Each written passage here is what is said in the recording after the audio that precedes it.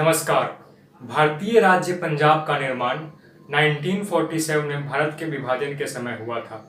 बहुत सारे मुस्लिम और सिख समुदाय के लोग पश्चिम में रहा करते थे और बहुत से मुस्लिम समुदाय के लोग पूर्व में रहा करते थे, जिसकी वजह से विभाजन के वक्त बहुत से दंगे देखने को मिले थे। आज पंजाब के ज़्यादातर हिस्सों में सिख समुदाय के लोग ही रहते हैं, जिनकी उत्पत्ति पहले सिख गुरु नानक के शिक्षा से हुई थी और पंजाब की आधिकारिक भाषा पंजाबी है। आज़ादी के वक्त भारत को जब दो भागों में बांटने की प्लानिंग अंग्रेजों के द्वारा की जा रही थी, उसी वक्त कुछ सिख समुदाय के लोगों के द्वारा एक अलग देश खालिस्तान की मांग की जाने लगी थी। परंतु पाकिस्तान का निर्माण तो अंग्रेजों के द्वारा कर दिया गया, पर खालिस्तान नहीं बन पाया, जिसकी वजह से आज़ादी के बाद पंजाब में कई सारे दंगे देखने, जिसमें सैकड़ों लोगों की जानें भी जा चुकी है। 1970 के दशक में खालिस्तान के मांग के लिए कई सारे दंगे देखने को मिले थे। 1971 में जगदीश सिंह चौहान के द्वारा अमेरिका जाकर अमेरिका के एक अखबार में खालिस्तान राष्ट्र के रूप में एक पेज का विज्ञापन दिया गया था और इस आंदोलन को मजबूत करने के लिए चंदे की मांग भी की गई थी। वहीं कहा जाता है कि 80 के दशक में खालिस्तान की मांग पूरे उभार पर थी।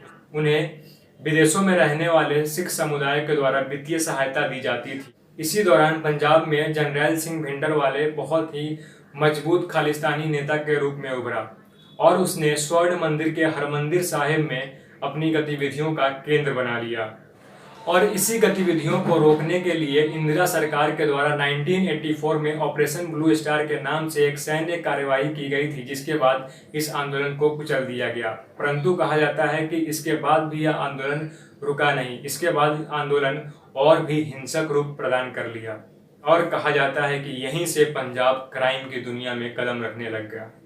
23 जून 1985 को एक सिख राष्ट्रवादी के द्वारा एयर इंडिया के विमान में एक विस्फोट कर दिया गया, जिसकी वजह से 329 लोगों की मौत हो गई। 10 अगस्त 1986 को पूर्व आर्मी चीफ जनरल वैद सिंह को 2 बाइक सवारों के द्वारा गोली मारकर हत्या कर दी गई थी और 31 अगस्त 1995 को पंजाब सिविल सचिवालय के पास एक बम विस्फोट किया गया, जिसमें तत्कालीन सीएम बेअंत सिंह की मौत हो गई और उनके अलावा 15 और लोगों की इसमें जान चली गई थी। ऐसे और भी बहुत सारे ब्लास्ट और मर्डर के केस आते रहे हैं। इससे अलग हटकर बात करें तो पंजाब में ड्रग्स और वेपन्स की डिमांड काफी ज्यादा बढ़ चुकी है।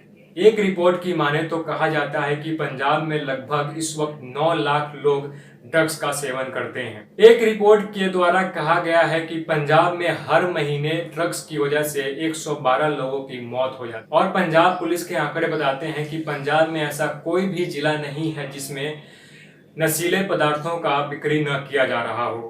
ड्रग्स के अलावा पंजाब में एक सबसे बड़ा घातक चीज है कि वहाँ पे गन कल्चर बहुत ही ज्यादा पैर फैला चुका है और पंजाब में गन कल्चर को फैलाने में कहा जाता है कि वहाँ के सिंगर्स और पाकिस्तान का हाथ बहुत बड़ा है। हाल ही में पंजाब में बने नई सरकार भगवंत मान के द्वारा वहाँ के सिंगर्स को आदेश दिया गया है कि अपने गानों से गन कल्चर को समाप्त किया जाए और यह भी कहा गया है कि अगर इस आदेश की कोई अवहेलना करता है तो उसके ऊपर लीगल कार्रवाई की जाएगी।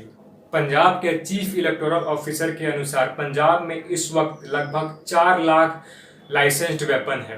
पंजाब एक ऐसा राज्य है जहां पर भारत की टोटल पॉपुलेशन का 2% लोग निवास करते हैं।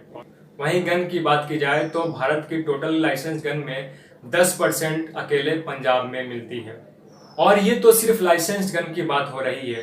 हमें और आपको भी पता है कि भारत में अनलाइसेंस्ड गन भी बहुत है, जिनकी हमारे पास कोई डाटा उपलब्ध नहीं है। इन गन कल्चर के पीछे रीजन बताया जाता है कि 1980 में हो रहे दंगों की वजह से लोगों ने अपने घर में सेफ्टी के लिए इन गन को रखना शुरू कर दिया था, पर आज यह गन कल्चर इतना अधिक बढ़ चुका है कि वहाँ के युवा इसे एक शौकिया तौर पे भी इस्तेमाल करते हैं और इसका परिणाम यह हुआ कि पंजाब आज क्राइम की दुनिया में बहुत अधिक आगे निकल चुका है और जिसके वजह से आए दिन वहां पर किसी भी नेता, खिलाड़ी और सिंगर्स की हत्या हो जाती है। इसमें सबसे लेटेस्ट मर्डर है पंजाबी सिंगर सिद्धू मौजेवाला का, जिसको गोली मारकर हत्या कर दी गई है। इसके अलावा 2 महीने पहले ही पंजाब में एक कबड्डी इंटरनेशनल प्लेयर जिसका नाम संदीप नांगल था, उसे भी गोली मारकर हत्या कर दी गई। इस तरह के कई सारे मामले अब पंजाब में देखने को मिल रही हैं। वहीं इसके लिए पंजाब में बनी नई सरकार के द्वारा वहां के लोगों को आश्वासन दिया जा रहा है कि दोषियों को कड़ी से कड़ी सजा दी जाएगी और इसे एक नजीर के रूप में पेश किया जाएगा, जिससे आगे आने वाले भविष्य में इस तरह की गतिविधियों को करने से पहले अपराधियों को बार बार सोचना पड़े। तो यह था अब तक का अपडेट। मिलते हैं अगले वीडियो में। धन्यवाद।